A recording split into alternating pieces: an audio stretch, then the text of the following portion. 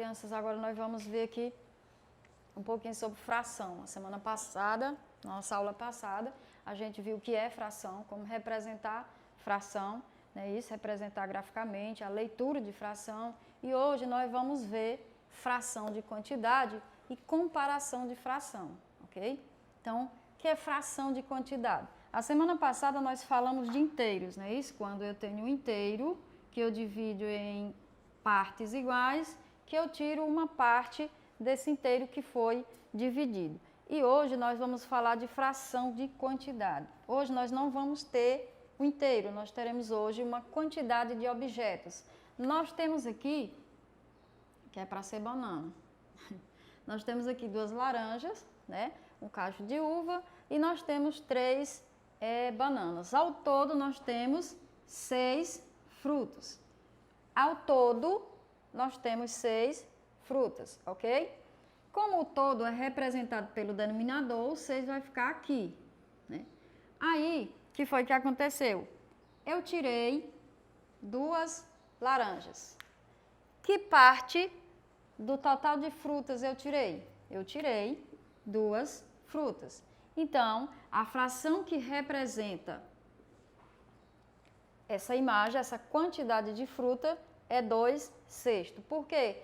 Porque eu retirei das 6 frutas, eu retirei 2. Se eu retirar mais uma, né, tirar 2 laranjas e a uva, vai ficar o quê? 3/6, ou seja, do total de frutas, que é 6, eu tirei 3. Se eu houvesse tirado só uma laranja, seria o quê?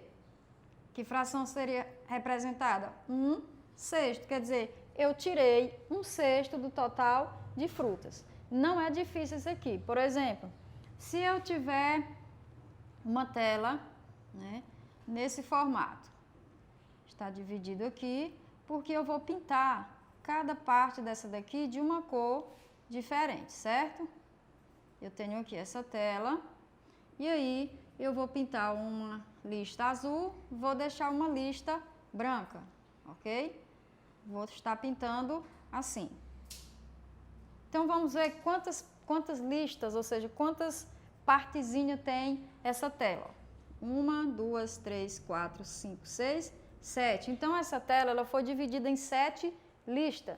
Esse 7 vai ser o quê? Vai ser o meu denominador. Porque o meu denominador é que indica a quantidade, né, de elemento, a quantidade de parte que foi tirada.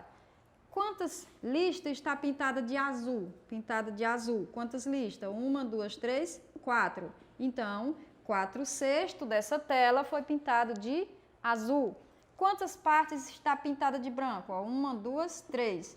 Então, de branco, a fração que representa a parte pintada de branco é o quê? 3/6. Então, eu tenho uma tela em que 4/6 dela foi pintada de azul e 3/6 pintado de branco. Isso é fração de quantidade. Se eu tiver uma coleção de lápis, desses lápis eu tenho 3 azuis, eu tenho 2 preto, eu tenho 5 amarelo. Então, eu tenho 2 azul, né? 2 azul, eu tenho, só um exemplo aqui, 3 amarelo e tenho 5 preto, né? Tenho 2 lápis amarelo, azul, 3 lápis amarelo e 5 lápis preto. Que fração representa dessa quantidade aqui? Que fração representa a quantidade de lápis preto? Ao todo eu tenho o quê? 10 lápis. Então, 5/10 dessa quantidade de lápis é preto. Se eu quiser representar a quantidade azul, vai ser o quê? Só são 2 azul. Então, seria 2/10 dos meus lápis seria azul, ok? Agora, nós vamos aqui para a comparação de fração. Mas o que é comparar de fração? É saber quem é maior e quem é menor, ok? Eu tenho, por exemplo, uma fração é 5/6. 5/6 e a fração é 2/6. Quem é maior? 5/6 ou 2/6? Aí eu vou pensar em um objeto, né? Em um objeto em que eu dividi em 6 partes e pintei 5. O mesmo objeto eu dividi.